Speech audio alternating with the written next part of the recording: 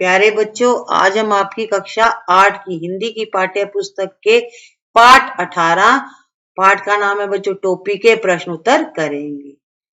पहला प्रश्न है, गौरैया और गौरा के बीच किस बात पर बहस हुई और गौरैया को अपनी इच्छा पूरी करने का अवसर कैसे मिला? इसका आंसर है, गौरैया और गौरा के बीच आदमी के वस्त्र पहनने को लेकर बहस हुई।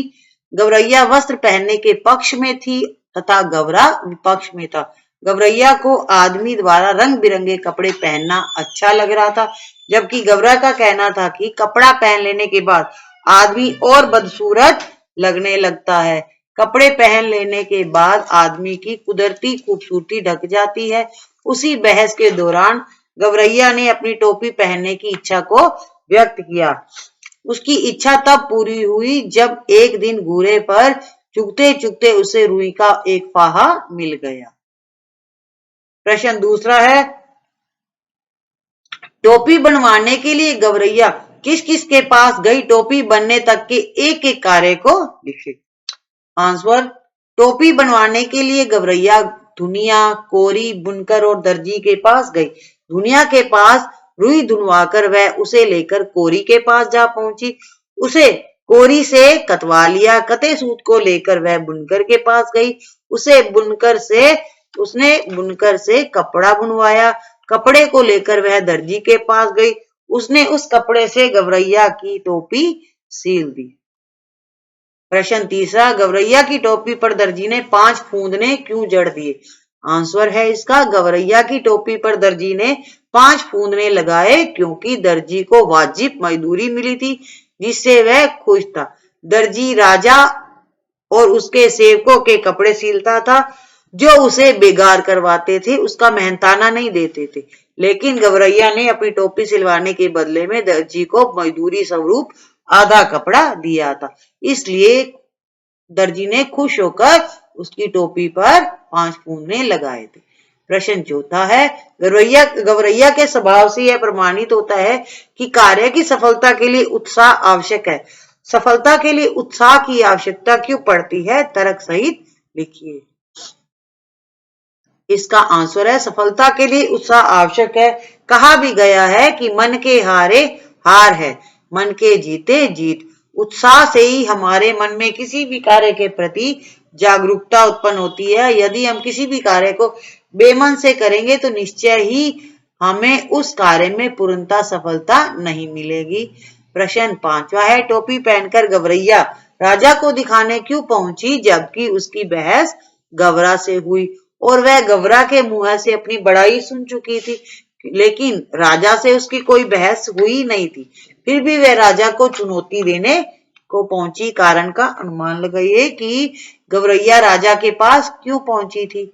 तो आंसर है, टोपी पहनकर गौरैया राजा को दिखाने पहुंची जबकि उसकी बहस गौरा से हुई और वह गौरा के मुंह से अपनी बड़ाई सुन चुकी थी, लेकिन राजा से उसकी कोई बहस हुई नहीं थी। फिर भी वह राजा को चुनौती देने को पहुंची क्योंकि गौरा ने बहस के दौरान कहा था कि टोपी मात्र राजा ही पहनता है। यह बात उसे यानी गौरैया को अच्छी नहीं लगी थी कि टोपी केवल राजा ही पहनता है, दूसरे नहीं पहन सकते, इसलिए वो राजा को दिखाने के लिए गई थी टोपी। प्रश्न छठा है, यदि राज्य के सभी कारीगर अपने अपने श्रम का उचित मूल्य प्राप्त कर रहे होते तब गौरैया के साथ उन कारीगरों का व्यवहार कैसा होता?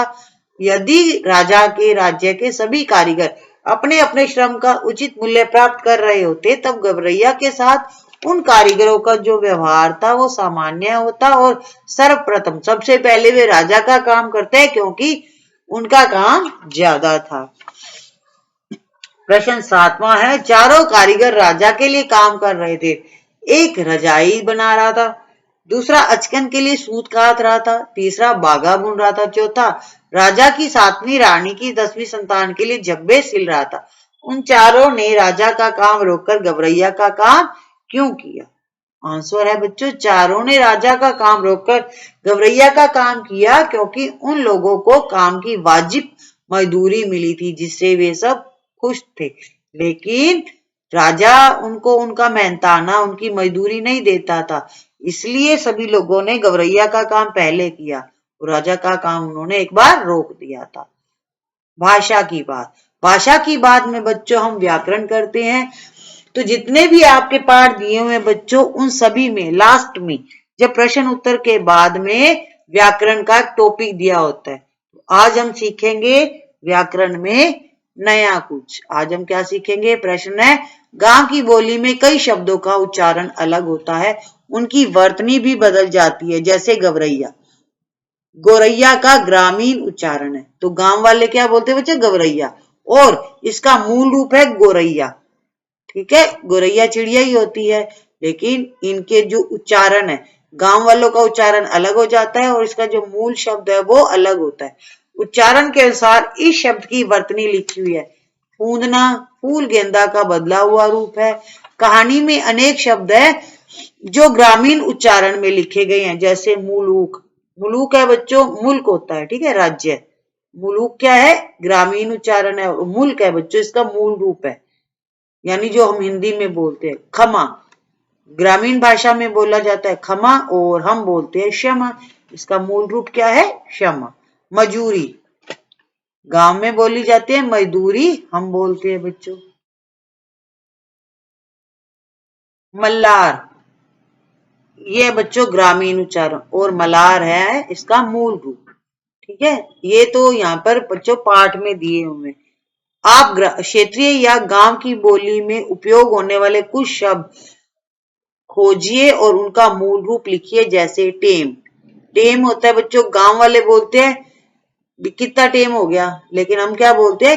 क्या टाइम हुआ है, तो इसका मूल रूप है टाइम यानी समय, और गांव वाले बोलते हैं टेम।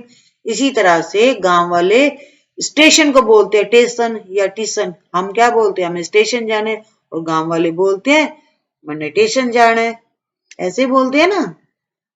तो ये बच्चों ग्रामीण भाषा के शब्द है, और इसके साथ में इनका मूल रूप यानी जो हम हिंदी में यूज करते हैं वो है। तो नीचे हमारा उत्तर है क्षेत्रीय भाषा यानी जो ग्रामीण भाषा है, और इसका मूल रूप।